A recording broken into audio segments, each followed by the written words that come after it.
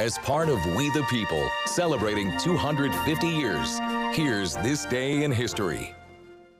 We are counting down to America's 250th birthday this July 4th. So we have our We the People series. We're keeping it going here. The people, places, and things of the past that have shaped our country into what it is today. And we have a bit of Brewers history on this day, Charlie. Yeah, we do. On this day, May 13th, back in 1972, the Milwaukee Brewers defeated the Minnesota Twins after a 22-inning game that started the night before.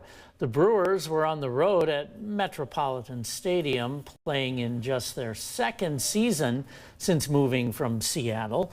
Minnesota held a 3-1 lead in the fifth inning. Milwaukee tied things 2 innings later. After that, there were 14 innings of scoreless baseball.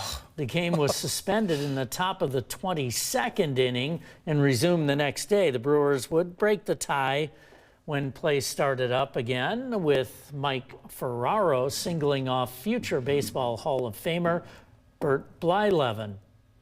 The Brew Crew shut out the Twins during their final at-bat, winning after 5 hours and 47 minutes of game time on May 13th. The game is the second longest in Brewers history, only behind a 25-inning game they lost to the White Sox in 1984. That's just day in history for May 13th. I remember the one in 84. Do you? I don't remember the one in 72, but we listened to that game on the radio in our dorm room and 84? Ended up going to bed and then listened to the rest of it the next day. Oh, so they split that one up too? They did most of it, and then the next day? And the Brewers unfortunately lost. It was a lot of invested time for a very poor payoff.